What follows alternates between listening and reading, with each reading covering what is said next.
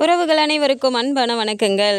சேரன் சந்தா கல்யாணம் வந்துட்டு ரொம்பவுமே தடபடலாக எல்லா அரேஞ்ச்மெண்ட்ஸுமே நடந்தாலும் கடைசி மினிட்ல அந்த திக் மூமெண்ட் அப்படிங்கிறது நடக்க போகுது. அதாவது இந்த தடைகள் எல்லாம் மீறி வந்து சேரன் சந்தாவோட கல்யாணம் கண்டிப்பாக அங்கே நடந்துடும் அப்படின்னு நினைக்கிறவங்கலாம் மறக்காமல் நம்மளோட வீடியோக்கு ஒரு லைக்கை மட்டும் போட்டுருங்க.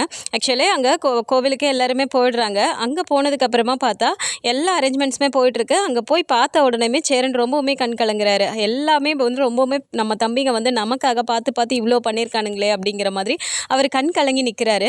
நீலா அப்படி பார்க்குறாங்க. என்னென்ன இந்த நேரத்தில் வந்து கண் கலங்கிட்டு நிற்கிறீங்க அப்படிங்கிறாங்க. இல்லைப்பா, என் தம்பிங்க எனக்காக என்னென்னலாம் பண்ணியிருக்கானுங்க பார்த்தியாப்பா. நான் வந்துட்டு என் தம்பிங்களை நான் நல்லா பார்த்துக்கணும் அப்படின்னு தான்ப்பா நினச்சிருக்கேன். ஆனால் அவனுங்க மனசில் இப்படி தான் இருந்திருக்குன்னு நான் இது வரைக்கும் யோசிச்சதே இல்லைப்பா அப்படிங்கிறாங்க. என்னென்ன இப்படி பேசுகிறீங்க? நீங்கள் தான் அவங்களுக்கு வந்துட்டு அப்பா அம்மாவாக இருந்து சாப்பாடு முதற்கொண்டு எல்லாமே பார்த்து செய்கிறீங்க. அவங்களுக்கு ஒன்றுனா நீங்கள் துடிச்சு போயிடுறீங்க. அப்படி இருக்கும்போது உங்கள் மேலே அவங்களுக்கு பாசம் இல்லாமல் இருக்குமா? அவங்க உங்களை மாதிரியே தானே அவங்களும் அப்படிங்கிறாங்க.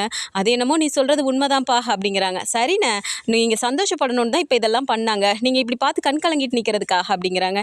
இல்லைப்பா, நான் இது வந்து கஷ்டத்தில் கண்ணு கலங்கலப்பா, ஆனந்தத்தில் வருது அப்படிங்கிறாங்க. ஓ, ஆனந்த கண்ணீரா அப்படிங்கிறாங்க. அப்போ சேரன் சிரிக்கிறாரு. சரி வாங்கண்ணே உள்ளே போகலாம் அப்படின்னு சொல்லிட்டு இப்போ உள்ளே வராங்க. சோழன் அப்படியே பார்க்குறாரு. என்ன அண்ணன் கண் கலங்கிட்டு நிற்குது, திரும்பவும் இங்கேயும் வந்து உங்கள் பாசமலர் கதையை ஆரம்பிச்சிட்டிங்களா அப்படிங்கிறாங்க. சோழன், நாங்கள் ஏன் இங்கே வந்து பாசமலர் கதையெல்லாம் ஆரம்பிக்கிறோம்? அதெல்லாம் ஒன்றும் இல்லை, நீங்கள்லாம் பண்ணதை பார்த்து அண்ணனுக்கு அப்படியே சந்தோஷத்தில் கண்ணீர் வந்துருச்சு அப்படிங்கிறாங்க. அண்ணா என்னண்ணே, இன்னும் நடக்க போகிறதெல்லாம் பார்த்தா அப்படியே உன் கண்ணில் இருந்து ஆனந்த கண்ணீர் வந்துட்டே இருக்கும் போல இருக்கே அப்படிங்கிறாங்க. டே என்னடா இன்னும் என்னென்னடா பண்ணுறதுக்கு இருக்கீங்க அப்படிங்கிறாங்க. அதெல்லாம் உனக்கு சஸ்பென்ஸாக ஒன்று பண்ண போகிறோம், நீ வா முதல்ல அப்படின்னு சொல்லி கூட்டிகிட்டு போகிறாங்க. இப்போ ஐயருமே வராரு. வந்த உடனே வாங்க சாமி அப்படின்னு சொல்லி கூட்டிகிட்டு போய் உட்கார வைக்கிறாங்க. ஸோ அந்த யாகம் வளர்க்குறது எல்லா வேலையுமே பார்க்குறாங்க. எல்லாருமே ஒருத்தராக வர ஆரம்பிச்சிடுறாங்க. அப்போது நடேசன் நின்று வாசலையே பார்த்துட்டு இருக்காரு. சோழன் நேராக வேகமாக போகிறாரு. யோ என்ன உள்ளார அவ்வளோ வேலை இருக்குது, பொறுப்பே இல்லாமல் இப்போ வாசலில் வந்து நின்றுட்டு இப்போ யாரை பார்த்துட்டு இருக்க நீ அப்படிங்கிறாங்க. டேய், நானும் போய் என் ஃப்ரெண்ட்ஸுங்களுக்குலாம் பத்திரிக்கை வச்சேன்ல, அவனுங்களாம் வரானுங்களான்னு பார்த்துட்டு இருக்கேன்டா. நீங்கள் யார்கிட்டையெல்லாம் வச்சிங்களோ அவங்கெல்லாம் வந்துக்கிட்டே இருக்காங்களே, நான் வச்சவங்களாம் என்ன வரவே இல்லை, அதான்டா பார்த்துட்டு இருக்கேன் அப்படிங்கிறாங்க. அவனுங்க வந்தா என்ன வராட்டி என்ன, டீ கடையில் உட்காந்து வெட்டி கதை பேசுகிறவனுங்க தானே அப்படிங்கிறாங்க. இங்கே பாருடா, இந்த மாதிரி மரியாதையெல்லாம் பேசுகிறவெல்லாம் வச்சுக்காத, அவங்க வயசில் மூத்தவங்க, அவங்களோட ஆசீர்வாதம்லாம் என் பையனுக்கு வேணும் பட அப்படிங்கிறாரு. என்னமோ பண்ணு போ அப்படின்னு சொல்லிட்டு இவரு உள்ளே போயிடுறாரு. கொஞ்ச நேரத்தில் ஏதோ வந்துட்டாங்க பாருடா அப்படின்ட்டு வாங்க வாங்க வாங்க அப்படின்ட்டு எல்லாரையும் உள்ளார கூட்டிகிட்டு வராரு. இப்போ கொஞ்ச நேரத்துலேயே சோழன் போய் அதே மாதிரி வாசலில் நிற்கிறாரு. நடேசன் வேணும்னு எழுந்திரிச்சு போயிட்டு, ஏண்டா என்ன வந்து கேட்டியே, உள்ளார இவ்வளோ வேலை இருக்கும்போது நீ வந்து வாசலில் நின்று யாரடா பார்த்துட்டு இருக்கா, உனக்கு இப்போ வேலை இல்லையா அப்படிங்கிறாரு. யோ, உன்னோட ஃப்ரெண்ட்ஸ் அந்த வெட்டியாக உட்காந்துருக்கவங்களே நீ சொன்னங்கிறக்கா வந்துட்டாங்க, முக்கியமானவங்க, நான் போய் பத்திரிக்கை வச்சுட்டு வந்தேன், இன்னும் காணாமே, அதான் நான் பார்த்துட்டு இருக்கேன் அப்படிங்கிறாங்க. அப்படியா இருக்கு நீ முக்கியமானவங்களுக்கு கொண்டு போய் பத்திரிக்கை வச்ச அப்படிங்கிறாங்க. அதெல்லாம் வரும்போது நானே காட்டுவேன் இரு அப்படிங்கிறாங்க. கரெக்டாக கார் வந்து நிற்குது. அப்போ அங்கே வந்துட்டு அந்த தாத்தாவும் பாட்டியும் இறங்கி வராங்க. வேகமாக போயிட்டு வாங்கம்மா வாங்கப்பா அப்படின்னு சொல்லி கூட்டிகிட்டு வராங்க. ஓ, இவங்களுக்காக தான் இவன் வெயிட் பண்ணிட்டு இருந்தானா அப்படிங்கிறாங்க. உள்ளார கூட்டிகிட்டு வந்த உடனே இவங்க நான் சொன்னல இவங்க தான் அவங்க அப்படிங்கிறாங்க. அப்படி பார்க்குறாங்க. எப்படியும் சோழன் இன்ட்ரடியூஸ் பண்ண மாட்டாருன்னு தெரியும். அதனால நடேசனே, என்ன அப்படி பார்க்குறீங்க, நான் தான் சேரனோட அப்பா அப்படிங்கிறாரு. ஓ, நீங்கள் தானா சோழன் உங்கள் அப்பாவா அப்படிங்கிறாங்க. ஆமாம்மா அப்படின்னு சொல்லிட்டு ஒரு மாதிரி டல்லாக இழுக்கிறாரு. நான் தான் நடேசன் அப்படின்றாரு. ஓ சரி சரி அப்படின்னு வாங்க வாங்க உள்ளே வாங்க அப்படின்னு சொல்லி கூட்டிகிட்டு வராங்க. சோழன் இப்படியே திரும்பி பார்த்துட்டு, இப்போ இந்த இன்ட்ரடியூஷன் ரொம்ப முக்கியம் அப்படிங்கிறாரு. டே போட அப்படிங்கிறாங்க. சரின்னு சொல்லிட்டு உள்ளார கூட்டிகிட்டு வந்துட்டு நேராக இப்போ சேரன் கிட்ட வராங்க. அண்ணா வந்துட்டாங்கண்ணே அப்படிங்கிறாங்க. பார்த்துட்டு வாங்கப்பா வாங்கம்மா அப்படின்னு சொல்கிறாங்க. இல்லை எந்திரிக்கக்கூடாது, உட்காருப்பா சேரா அப்படிங்கிறாங்க. சரின்னு அவரும் உட்காந்துட்டு சிரிச்சிட்டே இருக்காரு. பொண்ணு வந்துருச்சா அப்படிங்கிறாங்க. பொண்ணு ஏதோ ரெடி ஆகிட்டு இருக்காங்க அப்படிங்கும்போது, சரி ஏங்க நான் போயிட்டு பொண்ணை பார்த்துட்டு வந்துடுறேன் அப்படிங்கிறாங்க. அப்போது நிலா பார்த்துட்டு வாங்கம்மா அப்படிங்கிறாங்க. வாமா நிலா, இந்த சாரியில் நீ ரொம்ப அழகாக இருக்க அப்படிங்கிறாங்க. தேங்க்ஸ்மா அப்படிங்கிறாங்க. அப்புறம் அப்படி ஒரு மாதிரி பார்க்குறாங்க. பார்த்துட்டு ஆமாம் நிலா, நானும் உங்ககிட்ட வந்ததுலேருந்து கேட்கணும்னு நினச்சேன். கோவிலுக்கு போனப்பையும் பார்த்தேன், நீ இந்த குட்டி செயின் தான் போட்டிருக்க. இந்த காலத்து பொண்ணுங்களாம் என்ன கழுத்தில் தாலி போடுறதே இல்லையா, இதை ஒரு ஃபேஷனாக ட்ரெண்டிங்காக வச்சிட்ருக்கீங்களா அப்படிங்கிறாங்க. அப்போ அப்படியே ஒரு மாதிரி நிலா முகமே மாறுது. அப்போ சோழன் பார்த்துட்டு, அப்படிலாம் ஒன்றும் இல்லைம்மா, இருக்குது அப்பப்போ போட்டுக்குவாங்க அப்படிங்கிறாங்க. என்ன சோழா நீ பேசிகிட்டு இருக்க, தாலினா வேணும்னா போட்டுக்கிறதுக்கும் வேணான்னா கலட்டி வைக்கிறதுக்கும் அது என்ன விளையாட்டு பொருளா? நம்ம எந்த அளவுக்கு கழுத்தில் போட்டுட்டு அதை வந்து பூஜை பண்ணுறோமோ, மஞ்சள் குங்குமம் அதுக்கு வைக்கிறோமோ, அந்த அளவுக்கு நம்ம புருஷனோட ஆயுள் நீடிக்கும்னு சொல்லுவாங்க, இங்கே பாருமா நிலா, இன்னொரு வாட்டி நான் உன்னை பார்க்கும்போது கழுத்தில் தாலி இல்லாமல் இருக்கக்கூடாது, நான் உனக்கு கண்டிப்பாக சொல்லிட்டேன் அப்படிங்கிறாங்க. அப்போ நிலா அப்படியே பார்த்துட்டு சரிங்கம்மா அப்படிங்கிறாங்க. சோழன் அப்படியே பார்த்துட்டு இப்படி சொல்கிறதுக்கு தானே ஒரு ஆள் இல்லாமல் இருந்தேன் அப்படின்னு சொல்லிட்டு மனசுக்குள்ளார நினச்சிக்கிறாரு. அவர் சிரிச்சிட்டு நிற்கிறத பார்த்துட்டு நிலா புரிஞ்சுட்டு என்ன அப்படிங்கிறாங்க. ஒன்றும் இல்லை நிலா, இந்த மாதிரி சொல்கிறதுக்கு தான் ஆள் இல்லைன்னு நினச்சேன், உனக்கு சொல்லிட்டாங்க அப்படிங்கிறாங்க. அவங்க சொன்னால் சொல்லட்டும், நான் உடனே கழுத்தில் இழுத்து போடணுமா? அவங்க என்னை பார்த்துட்டே இருக்க போகிறாங்களா? போவீங்களா அப்படின்ட்டு அவங்க பாட்டுக்கு போகிறாங்க. இவ திருந்தவே மாட்டா அப்படின்னு சொல்லிட்டு அவர் பாட்டு நின்றுட்டு இருக்காரு. இப்போ பொண்ணை அழைச்சிட்டு வாங்க அப்படின்னு சொல்லிட்டு சொல்லிடுறாங்க. உடனே நிலா வந்துட்டு இதோ நான் போய் கூட்டிகிட்டு வந்துடுறேன் அப்படின்னு சொல்லிட்டு நேராக உள்ளே போகிறாங்க. உள்ளே போனோடனே பார்த்தா இப்போ சந்தாவை பார்க்கும்போதே அவ்வளோ ஒரு அழகாக இருக்காங்க. அந்த சாரியில் மேக்கப்போட உட்காந்துட்டு இருக்காங்க. வானதி வந்துட்டு அக்கா இங்கே வாங்கலேன், ரெடி ஆகிட்டாங்க, ஏதாவது கரெக்ஷன் இருக்கான்னு பாருங்க அப்படிங்கிறாங்க. நல்ல அழகாக இருக்காங்க சந்தா இன்னைக்கு அப்படிங்கிறாங்க. அப்போ சந்தா சிரிச்சிட்டே உட்காந்துருக்காங்க. சரி அங்கே கூப்பிட்றாங்க, நம்ம போகலாமா அப்படிங்கிறாங்க. சரி போகலாம் அப்படின்னு சொல்லிட்டு இப்போ அங்கேருந்து வராங்க. அங்கேருந்து வரும்போதுமே இப்போ பார்க்கும்போது எல்லாருக்குமே ரொம்ப சந்தோஷமாக இருக்குது. நடேசன்லாம் அப்படியே பார்த்துட்டு அப்படி பூரிச்சு போய் உட்காந்துருக்காரு. ஸோ அங்கேருந்து நேராக வந்த சந்தா வந்துட்டு இப்போ நேராக அனீஷ் கிட்ட வராங்க. அனீஷுக்கு பார்த்த உடனே அப்படியே கண்ணெல்லாம் கலங்குது. அவங்களுமே கண் கலங்குறாங்க. 2 பேருமே அப்படியே பார்த்து கண் கலங்கிட்டே நிற்கும்போது சோழன் நேராக வேகமாக போகிறாரு. ஐயையோ அனீஷ் பையா, அங்கே டைம் ஆகிட்டு இருக்கு, என்ன இங்கேயும் திரும்ப அடுத்து ஒரு பாசம் உள்ளரா அப்படிங்கிறாங்க.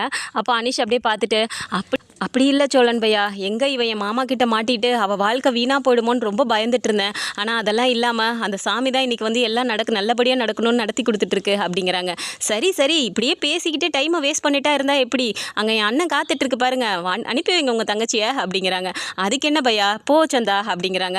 டிகே அப்படின்னு சொல்லிட்டு அவங்களும் நேராக போகிறாங்க. இப்போ அங்கே போயிட்டு உட்காருங்க அப்படின்னோடனே நேராக போயிட்டு அங்கே உட்காடுறாங்க. 2 பேருமே பார்த்து மாற்றி சிரிச்சுக்கிறாங்க. எல்லாருக்குமே பார்க்க சந்தோஷமாக இருக்குது. இப்போ ஐயர் மாலையை எடுத்து கொடுத்து 2 பேருமே மாலையை மாற்றிக்கோங்க அப்படிங்கிறாங்க. 2 பேரும் மாலையை மாற்றிக்கிட்டோன்னே இப்போ நிலா வாமா இங்கே வாமா அப்படிங்கிறாங்க. நிலா பக்கத்தில் போனோடனே இப்போ அந்த தேங்காயில் இருக்க அந்த தாலி எல்லாத்தையுமே எடுத்து கொடுத்து எல்லாருக்கிட்டையும் ஆசீர்வாதம் வாங்கிட்டு வாங்க, அரிசி கொடுத்துட்டு அப்படிங்கிறாங்க. சரி நிலாவும் எல்லாருக்கிட்டையும் கொண்டு போய் கொடுக்குறாங்க. இப்போ நடேசன்ட்ட கொண்டு போய் கொடுக்கும்போது அவ்வளோ ஒரு சந்தோஷமாக இருக்குது. அங்கிள் எடுத்துக்கோங்க அப்படிங்கிறாங்க. சரிம்மா அப்படின்னு சொல்லிட்டு தாலியை தொட்டு சாமி கும்பிட்டுட்டு ஐயனாரப்பா அப்படின்னு சொல்லிட்டு அவர் அந்த அந்த அரிசி எடுத்து கையில் வச்சுக்கிறாரு. இப்போ சோழனுக்கு, பாண்டிக்கு, வானதிக்கு, பல்லவனுக்கு எல்லாருக்குமே கொடுத்துட்றாங்க. இந்த சைடு வந்துட்டு பார்த்தா கார்த்திகாவும் நின்றுட்டு இருக்காங்க. ரொம்ப சந்தோஷமாக நின்றுட்டு இருக்கும்போது கார்த்திகாவுமே அப்படி கண்ணீரோட அப்படியே அதை எடுத்துக்கிறாங்க. அதையுமே சேரன் பார்க்குறாரு. பார்த்துட்டு சூப்பர் மாமா அப்படிங்கிறாங்க. தேங்க்ஸ்பா அப்படின்ட்டு உட்காந்துருக்காரு. இப்போ நல்ல நேரம் வந்துருச்சு அப்படிங்கும்போது ஐயர் வந்து தாலியை கட்டுங்க அப்படின்னு சொல்லும்போது சரின்னு சொல்லிட்டு அவரும் தாலியை எடுத்து கட்ட போகிறாரு. எல்லாருமே வந்து கிளாப் பண்ணிட்டு நிற்கிறாங்க ரெடியாக அச்சதை தூவுறதுக்காக. கழுத்து வரைக்கும் கொண்டு போயிட்டு முடிச்சு போகிற டைமில் வந்து பார்த்தா வாசலில் வந்து கரெக்டாக அவங்க மாமாவோட அந்த ஒரு வண்டி வந்து நிற்குது. அதுலேருந்து அவர் இறங்கினவர் வேகமாக உள்ளார வேகமாக ஓடி வராரு. ஸோ உள்ளே வர சும்மா கத்திட்டு மட்டும் வராமல் கன் எடுத்து ஷூட் பண்ணிவிட்டு ஒரு மாதிரி மேலே அப்படி இது மாதிரி ட்ரிகர் பண்ணிகிட்டே வரும்போது எல்லாருக்குமே ரொம்ப பயமாயிடுது. எந்திரிச்சு எல்லாரும் அங்கே இங்கேயும் ஓட ஆரம்பிச்சிடுறாங்க. இதை பார்த்ததுமே அனீஷுக்கு ரொம்பவுமே ஒரு மாதிரி பயமாயிடுது. வேகமாக ஓடி போயிட்டு சேரன் பையா அங்கே பாருங்கள், எங்கள் மாமா வந்துட்டார், போச்சு, இப்போ சந்தாவையும் என்னையும் கூட்டு போகிறாங்க. சந்தாவை கூட்டு போயிட்டாங்கன்னா ஒன்றுமே பண்ண முடியாது பையா, எப்படியாவது தயவு செஞ்சு காப்பாற்றுங்க, சந்தாவை மட்டும் அனுப்பி வச்சிடக்கூடாது அப்படின்னு சொல்லிட்டு அவர் போய் கெஞ்சுறாரு. அப்போ சோழன், பாண்டி எல்லாருமே பார்த்துட்டு அனீஷ் ஏன் இப்படி பயப்படுற, அதான் நாங்கள் எல்லாரும் இருக்கோம்ல, அப்படிலாம் எங்களை மீறி எல்லாம் கூட்டு போயிட முடியாது, நீ பயப்படாம இரு அப்படிங்கிறாங்க. நடேசனுமே அங்கேருந்து வேகமாக வந்துடுறாரு. இப்போ வேகமாக அவங்க மாமா நேராக வந்துட்டு சந்தா வந்துட்டு வேகமாக கையை பிடிச்சி இழுக்க பார்க்குறாரு. அப்போ நடேசன் போயிட்டு டே நிறுத்துடா, என்ன இங்கே கல்யாணமே கூடி வந்து தாலி கட்ட போட நேரத்தில் வந்து என்ன பிரச்சனை பண்ண பார்க்குறியா, முதல்ல வெளில போடா அப்படிங்கிறாங்க. அவங்க ஹிந்திலே ஏதோ பேசும்போது நடேசனுமே அவருக்கு தெரிஞ்ச ஹிந்தியில் பேசுகிறாரு. அப்போ அது யாருக்குமே புரியலங்கும் போது சோழன் என்ன சொல்கிறாங்க அப்படின்னு சொல்லி கேட்குறாங்க. அப்போ அனீஷ் சொல்கிறாரு, இல்லை இது மாதிரி இப்போ நீங்கள் அனுப்பலை அப்படின்னா என்ன நடக்கும்னே சொல்ல முடியாதுன்னு சொல்லி என் மாமா மிரட்டுறாரு அப்படிங்கிறாங்க. என்ன பண்ணிடுவோம் அவன், பெருசாக என்ன பண்ணுறான்னு பார்க்கலாம் அப்படின்னு சொல்லிட்டு இப்போ வேகமாக சோழன் சண்டைக்கு போக போகிறாரு. நிலா வந்து டக்குன்னு கையை பிடிச்சி இழுத்துட்டு சோழன் சும்மா இருங்க, இப்போ போயிட்டு எதுவும் அடிதடிலாம் பண்ண வேணாம், என்ன பண்ணுறாங்கன்னு பார்ப்போம், அப்படிலாம் எதுவும் பண்ணிட மாட்டாங்க, அப்படிலாம் அவங்க கன்று வச்சிருக்காங்கன்னா ஷூட் பண்ணிடலாம் முடியுமா, நீங்கள் முதல்ல போலீஸ்க்கு ஃபோன் பண்ணுங்க அப்படிங்கிறாங்க. சரி இந்த உடனே பண்ணுறேன் அப்படிங்கிறாங்க. ஆனாலும் என்ன நடந்தாலும் டக்குன்னு அவங்க வந்துட்டு சந்தாவை பிடிச்சி கையை பிடிச்சி இழுத்து அதெல்லாம் எதுவும் பண்ணக்கூடாதுன்னு சொல்லிட்டு மாலையை பிடிச்சி டக்குன்னு இப்படி உருவி கீழே போட்டுட்டு சந்தாவை பரப்பரன்னு இழுத்துட்டு போயிடுறாங்க. யார் தடுத்தாலும் அவங்க கேட்கல. சந்தா பயங்கரமாக அழுகுறாங்க. சேரனை பார்த்து காப்பாற்றுங்கன்னு சொல்லிட்டு அவங்களும் ஹிந்திலே சொல்கிறாங்க. சேரனுக்கு போய் என்னதான் அவர் இது பண்ணாலும் அடிதடி ஃபைட் அங்கே நடந்தாலும் அதையும் மீறி வந்துட்டு சந்தாவை வந்து கூட்டிகிட்டு போயிடுறாங்க. அந்த கன்னை காட்டியே பயமுறுத்தி நேராக சந்தாவை இது பண்ணிடுவாங்கிற மாதிரி அப்படியே கூட்டிகிட்டு போயிடுறாங்க. டக்குன்னு சோழன் என்ன பண்ணிடுறாருன்னா, அண்ணா இதை இப்படியே விடக்கூடாதுண்ணே. இவன் எங்கே கூட்டிகிட்டு போயிட முடியும்? நீ டக்குன்னு வந்துட்டு நம்ம வார்டு கவுன்சிலருக்கு ஃபோன் பண்ணனே. அவர் போலீஸ்கிட்ட சொன்னாருன்னா அவங்க வந்துடட்டும்னே. இவன் பின்னாடியே நான் போகிறேன். எப்படி இருந்தாலும் நம்ம சந்தாவை நான் கூப்பிட்டு வந்துடுறேன் அப்படின்னு சொல்லிட்டு இப்போ உடனே கால் பண்ணனே அப்படின்னோடனே இப்போ சேரனுமே வந்து வேக வேகமாக கால் பண்ணுறாரு. அவர் ஃபோன் பண்ணி சொன்ன உடனே சரிப்பா நான் அந்த ஃபோன் பண்ணுறேன் அப்படின்னு சொல்லி அவருமே போலீஸ்க்கு சொல்லிடுறாரு. இப்போது சோழன் வந்து பின்னாடியே அந்த வண்டி பின்னாடியே போய்கிட்டு போலீஸ்கிட்டேயும் சொன்ன உடனே போலீஸுமே இப்போ கரெக்டாக அந்த வண்டி பின்னாடியே வராங்க. சோழனும் போயிட்டே இருக்காரு, போலீஸுமே பின்னாடி வந்துடுறாங்க. ஸோ ஒரு லிமிட் போனதுக்கப்புறமா பார்த்தா போலீஸுமே பக்கத்தில் வந்த உடனே சார் அந்த வண்டி தான் சார் அப்படின்னு சோழன் சொல்லிடுறாரு. பாண்டியுமே கூட போயிட்டுருக்காரு. அப்போது நேராக போயிட்டு அந்த வண்டியை ஓவர்டேக் பண்ணி நிப்பாட்டின உடனே சந்தா வந்து அழுதுகிட்டே போனவங்க இப்போ போலீஸ் வந்து நிற்குது, பின்னாடியே சோழனும் பாண்டியனும் வந்துட்டாங்க. அப்படிங்கும்போது அவங்க கொஞ்சம் நிம்மதியாகவே இருக்காங்க. முன்னாடி வந்து நின்ன உடனே இப்போது வண்டியிலேருந்து அவங்க இறங்கி வராங்க. போலீஸ் வந்து அவங்கள பார்த்துட்டு திட்டுறாங்க. எப்படி நீ இப்படி வந்துட்டு கல்யாணத்தில் உட்காந்துருந்த பொண்ணை கூட்டு போக முடியும் அப்படின்லாம் சொல்லி மிரட்டும் போது அது என்னோட கல்யாணம் பண்ணிக்க போகிற பொண்ணை நான் தான் கூட்டிகிட்டு போவேன் அப்படிங்கும்போது சந்தா கிட்டே கேட்குறாங்க. இல்லை எனக்கு இதில் விருப்பமே இல்லை, இவங்களை கல்யாணம் பண்ணிக்க எனக்கு பிடிக்கல, நான் சேரனை தான் கல்யாணம் பண்ணிக்கணும் அப்படின்னு சொல்லிட்டு அவங்களும் சொல்லிடுறாங்க. இங்கே பாரியா, ஒரு பொண்ணுக்கு வந்துட்டு விருப்பமே இல்லாமல் கல்யாணம் பண்ணுறதுலாம் சட்டப்படி தப்பு. இதையும் மீறி நீ கூட்டிகிட்டு போக அப்படின்னா நாங்கள் எல்லாருமே சேர்ந்து ஒன்று அரெஸ்ட் பண்ணுற மாதிரி இருக்கும், மரியாதை விட போறியா இல்லையா அப்படிங்கிறாங்க. ஸோ அவர் அந்த போலீஸ் வந்துட்டாங்க அப்படிங்கும்போது அவர் வந்து பக்கத்தாதுக்கு துப்பாக்கி வேற வச்சிருக்காருன்னு சொல்லிட்டு வந்து சோழன் சொல்லிடுறாரு. துப்பாக்கிலாம் வச்சிருக்கீங்கன்னா நீ அவ்வளோ பெரிய ரவுடியா அப்படின்னு சொல்லிட்டு இப்போ போலீஸ் அவங்கள அரெஸ்டே பண்ணிடுறாங்க. இப்போ சந்தா வந்துட்டு நீங்கள் கூட்டிகிட்டு போங்க அப்படின்னுறாங்க. இப்போ அங்கே மண்டபத்தில் என்ன ஆகுதுன்னா வந்தவங்க எல்லாருமே வந்துட்டு என்னாச்சோ தெரியலையே அப்படிங்கிற மாதிரி டென்ஷன்லேயே உட்காந்துட்டு இருக்காங்க. சேரனுமே வந்துட்டு அப்படியே ஒரு மாதிரி பதட்டத்திலேயே வந்துட்டு ஃபோன் பண்ணுறாரு. அப்போ சோழனுக்கு ஃபோன் பண்ணும்போது சோழன் ஃபோன் எடுக்கல அப்படிங்கும்போது பாண்டிக்கு ஃபோன் பண்ணுறாரு. இப்போ பாண்டி ஃபோன் எடுத்துட்டு அண்ணன் சொல்லுண்ணே அப்படிங்கிறாங்க. டே என்னடா ஆச்சு, கிளம்பி போனீங்களே அப்படின்றாங்க. அண்ணே அதெல்லாம் ஒன்றும் பிரச்சனை இல்லைண்ணே, போலீஸும் வந்துட்டாங்க கரெக்ட் டைமில், நாங்களும் பின்னாடியே ஃபாலோ பண்ணிட்டு போனோம்ல, ஏதோ அவனை அரெஸ்ட் பண்ணிட்டாங்க அப்படிங்கிறாங்க. டே நிஜமாக தான் சொல்கிறியாடா அப்படிங்கிறாங்க. ஆமாண்ணே அவன் கண்ணெல்லாம் வச்சுருந்தான்ல, அப்புறம் சும்மா விட்டுருவாங்களா? சந்தா கிட்டேயும் கேட்டாங்க, அது விருப்பமே இல்லைன்னு சொல்லிருச்சு, உன்னை தான் கல்யாணம் பண்ணிக்க பிடிச்சிருக்குன்னு சொல்லிருச்சுண்ணே அப்படிங்கிறாங்க. இப்போ சந்தா எப்படிடா இருக்குது அப்படிங்கிறாங்க. அண்ணா நீ பயப்படாதண்ணே, சந்தா எங்களை பார்க்குற வரைக்கும் அழுதுட்டு தான் இருந்திருக்கும் போல், எங்களை பார்த்தோன்னே ஓகே தானே, அந்த பக்கத்தில் தான் இருக்காங்க, பேசுறியா அப்படின்னோடனே குடுறா அப்படிங்கிறாங்க. சரின்னு சந்தா ஃபோனை வாங்கிட்டு பேசுகிறாங்க, அழுகுறாங்க. சந்தா நீ அழுகாதப்பா, அதான் நாங்கள்லாம் இருக்கோம்ல, அதெல்லாம் ஒன்றும் ஆகாது, நீ இப்போ திரும்ப வந்துருப்பா அப்படிங்கிறாங்க. அதை வந்துடுறேன் அப்படின்னு அவங்களும் சொல்கிறாங்க. இப்போ மண்டபத்தில் எல்லோரும் கேட்குறாங்க. நடேசன் போய்ட்டு டே என்ன சண்டா அப்படிங்கிறாங்க. அதெல்லாம் ஒன்றும் இல்லைப்பா, அவனை அரெஸ்ட் பண்ணிட்டாங்களாம், இதோ சந்தாவை கூட்டிகிட்டு 2 பேரும் வந்துட்டு இருக்காங்கப்பா அப்படிங்கிறாங்க. அவ்வளோதானடா, ஒன்றும் பயம் இல்லை விடுங்க, அதான் போலீஸே அரெஸ்ட் பண்ணிருச்சுல, அதெல்லாம் ஒன்றும் இல்லை. அதெல்லாம் நீங்கள் யாரும் பயப்படாதீங்க, கல்யாணம் நான் சொன்ன மாதிரி அந்த டைமில் நடக்கும், எல்லாருமே உட்காருங்க, எல்லோரும் கல்யாணத்தில் என் பையனையும் என் மருமகளையும் ஆசீர்வாதம் பண்ணிட்டு தான் போகணும், அது வரைக்கும் யாரும் எங்கேயும் போகக்கூடாது, எல்லாரும் உட்காருங்க அப்படின்றாரு. சரி அப்படின்னு சொல்லிட்டு எல்லாருமே உட்காடுறாங்க. ஸோ கொஞ்ச நேரத்தில் எல்லாருமே இங்கே பரபரப்பாக உட்காந்துட்டு இருக்காங்க. கொஞ்ச நேரத்திலே பார்த்தா அங்கேருந்து வண்டியில் வந்துட்டு 2 பேருமே கூட்டிகிட்டு வந்துடுறாங்க. இப்போ சந்தா உள்ளார வரும்போதுமே வேகமாக ஓடி வந்து சேரனை கட்டி பிடிச்சிட்டு அழுகுறாங்க. எல்லாருக்குமே ஒரு மாதிரி கஷ்டமாக போகுது. சேரன் வந்துட்டு சந்தா பயப்படாதப்பா, அதான் நாங்கள்லாம் இருக்கோம்ல, நீங்கள் திரும்ப வந்துட்ட, இனிமேல் அவனுங்களால எதுவுமே நடக்காதுப்பா, உனக்கு பயப்படாதன்னு சொல்கிறாங்க. கூடவே நிலாவும் போயிடுறாங்க. சந்தா ஒன்றும் இல்லை, நீங்கள் பயப்படாதீங்க, அதான் சோழனும் பாண்டியும் உங்களை காப்பாற்றி கூப்பிட்டு வந்துட்டாங்கல்ல, ஒன்றும் பயம் இல்லை அப்படிங்கிறாங்க. அனீஷ் அப்படியே ஒரு மாதிரி அழுதுகிட்டே நிற்கிறாரு. அனீஷ் நீ ஏன் இப்படி நிற்கிற அப்படிங்கிறாங்க. இதுதான் பையா நான் அப்பையிலேருந்து சொல்லிட்டே இருந்தேன், அவளுக்கு அண்ணனா நான் கூடவே இருந்தோம், என்னால் அவங்கள மீறி எதுவுமே பண்ண முடியாது பையா அப்படிங்கிறாங்க. சரி பரவாயில்ல விடு அனீஷ், அதெல்லாம் ஒன்றும் இல்லை அப்படின்னு சொல்லிட்டு பேசிகிட்டு இருக்காங்க. இப்போ நடேசன் வந்து சொல்கிறாரு, என்ன நல்ல நேரம் போயிட்டே இருக்குது, இப்படியே உட்காந்து நீங்கள் பேசிகிட்டே இருந்தால் என்ன அர்த்தம், உட்காருங்க முதல்ல மணமேடையில் உட்காருங்க 2 பேரும் அப்படிங்கிறாங்க. சரின்னு போய் 2 பேரும் உட்காரும்போது இப்போ ஐயர் திரும்ப மாலை எடுத்து கொடுத்து மாலையை போட்டுக்கோங்க கழுத்தில் அப்படிங்கிறாரு. சரின்னு மாலையை 2 பேரும் மாற்றி போட்டுக்கிறாங்க. இப்போ வந்துட்டு தாலியை எடுத்து கொடுத்த உடனே தாலியை வந்துட்டு அவர் கட்டுறாரு. அப்போ கட்டின உடனே தான் எல்லாருக்குமே சந்தோஷமாக இருக்குது. அட்சதையை தூவி எல்லாருமே வந்து வாழ்த்து சொல்கிறாங்க. இப்போ 2 பேருமே எழுந்து நேராக வந்து நடேசன் கிட்ட போகிறாங்க. போயிட்டு அப்பா எங்களை ஆசீர்வாதம் பண்ணுங்கப்பா அப்படிங்கிறாங்க. ஸோ காலில் விழுந்து கும்பிடும் போது இப்போ நடேசன் வந்துட்டு அப்படியே கண் கலங்கிக்கிட்டு, சேரா எவ்வளோ தடைக்கு மீறி நீ வந்து இந்த பொண்ணை நீ கல்யாணம் பண்ணியிருக்கடா, எல்லாத்தையும் தாண்டி நீ தான் முக்கியம்னு இந்த பொண்ணு வந்திருக்கு, எப்படி நிலா நம்ம வீட்டுக்கு வந்திருக்கோ அதே மாதிரி சந்தாவும் வந்திருக்குடா, நீ வந்துட்டு இந்த பொண்ணை கண் கலங்காமல் பார்த்துக்கோன்னு எனக்கு தெரியும், இருந்தாலும் சொல்ல வேண்டிய கடமைங்கிறனால நான் சொல்கிறேன்டா, இந்த பொண்ணை நீ பத்திரமா பார்த்துக்கணும் அப்படிங்கிறாங்க. சரிப்பா நான் கண்டிப்பாக பார்த்துக்குவேன்ப்பா அப்படிங்கிறாரு. அதுக்கப்புறமா போயிட்டு சோழனோட கஸ்டமர் அந்த அப்பா அம்மா வந்திருக்காங்க இல்லையா, அவங்கக்கிட்டையும் போய் ஆசீர்வாதம் வாங்குறாங்க. அவங்க வயசில் மூத்தவங்க அப்படிங்கிறனால அவங்களும் ரொம்பவுமே நல்லா இருக்கணும், 16 பெற்று பெருவாழ்வு வாழணும் அப்படின்னு சொல்லிட்டு அவங்களும் ஆசீர்வாதம் பண்ணிட்டு, ஒரு நிமிஷம் பயந்தே போயிட்டோம்ப்பா சேரா, என்ன இப்படி துப்பாக்கியெல்லாம் கொண்டுட்டு வந்துட்டு இப்படியெல்லாம் மிரட்டுறானுங்க, இப்படி கூட மனுஷங்க இருப்பாங்களா, அந்த பொண்ணுக்கு பிடிக்கலன்னு தெரிஞ்சும் இப்படி வலுக்கட்டாயமாக கூட்டிகிட்டு போகிறானுங்களே, எப்படியோப்பா நீ நல்லபடியாக அந்த பொண்ணை காப்பாற்றி கூட்டிகிட்டு வந்துட்ட அப்படின்னு சொல்லிட்டு, இங்கே பாருமா சேரன் வந்துட்டு உன் கூடவே இருக்கான், உனக்கு வந்துட்டு எந்த ஆபத்தும் வராமல் இப்போவே அவன் உன்னை காப்பாற்றிருக்கானா, அவன் உன்னை நல்லா பார்த்துப்பான்னு எங்களுக்கு நம்பிக்கை இருக்குது, நீயும் சேரன் கூடவே சேர்ந்து சந்தோஷமாக வாழணும் அப்படிங்கிறாங்க. அப்போது சந்தாவும் டிகே அப்படிங்கிற அப்படிங்கிறாங்க. அப்போ சரிம்மா நல்லா இருப்பீங்க போங்க அப்படிங்கிறாங்க. சரின்னு போயிட்டு எல்லாருக்கிட்டையும் ஆசீர்வாதம் வாங்கினதுக்கப்புறம் இப்போது எல்லாருமே வந்துட்டு gift எல்லாம் கொடுக்குறாங்க. அப்போ gift கொடுக்கும்போது பார்த்தா வானதி வந்து பாண்டி இங்கே வா பாண்டி அப்படிங்கிறாங்க. என்ன வானதி அப்படின்றாங்க. இல்லை வாயேன் நம்ம 2 பேரும் சேர்ந்து gift கொடுப்போம் அப்படிங்கிறாங்க. ஏய் அது நீ வாங்கிட்டு வந்த gift டி, அதை ஏன் என்ன கொடுக்க சொல்கிற, நீ போய் கொடு அப்படிங்கிறாங்க. பாண்டி நான் வாங்கினா என்ன நீ வாங்கினா என்ன, நம்ம 2 பேரும் சேர்ந்து ஒன்றாவே கொடுக்கலாம் வாயேன் அப்படிங்கிறாங்க. சரின்னு சொல்லிட்டு 2 பேரும் சேர்ந்தே போய் கொடுக்குறாங்க. இப்போ நிலா பார்க்குறாங்க. பார்த்துட்டு சோழனை பார்க்குறாங்க. ஐயோ நம்மளை பார்க்குறாளே, நம்ம எதுவும் gift வாங்கலன்னு நினச்சிட்டு நம்மளை முறைக்கலாரோ அப்படின்னு சொல்லிட்டு நேராக போயிட்டு என்ன நிலா அவங்கள மாதிரி நீயும் gift கொடுக்கணும்னு ஆசைப்பட்ற அதானே அப்படிங்கிறாங்க. அவங்கள மாதிரி நான் எதுக்கு கொடுக்கணும்னு நினைக்கிறேன், அட்லீஸ்ட் வானதியாவது ஏதாவது வாங்கிட்டு வந்துட்டு பாண்டி கூட சேர்ந்து கொடுக்குது, நீங்கள் என்ன வாங்குனீங்க அப்படிங்கிறாங்க. என்ன நிலா இப்படி கேட்ட, அண்ணனுக்காக சூப்பராக ஒரு விஷயம் நான் வாங்கியிருக்கேன் அது தெரியுமா உனக்கு அப்படிங்கிறாங்க. என்ன வாங்கியிருக்கீங்க அப்படி அப்படிங்கிறாங்க. வாங்கியிருக்கேன்னு சொல்கிறத விட நைட் அரேஞ்ச்மெண்ட்ஸ்லாம் சூப்பராக பண்ணுவேன் நான் அப்படிங்கிறாங்க. என்ன பேசுகிறீங்க ஐயே அப்படிங்கிறாங்க.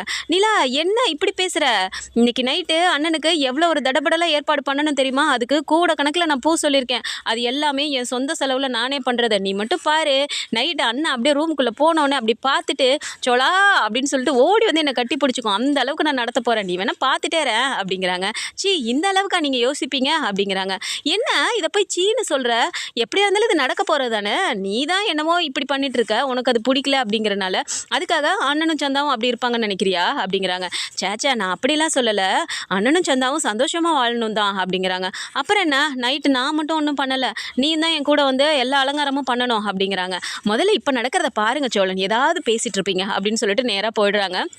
இப்போ பல்லவன் ஃப்ரெண்ட்ஸ் எல்லாம் வந்திருக்கும்போது பல்லவன் ஃப்ரெண்ட்ஸோடு சேர்ந்து பல்லவனும் சேர்ந்து ஒரு பெரிய கிஃப்ட் ஒன்று கொடுக்குறாங்க. ஸோ ட்ரெஸ்ஸிங் டேபிள் ஒன்று வாங்கி இப்போ 2 பேருக்கும் கொடுக்குறாங்க.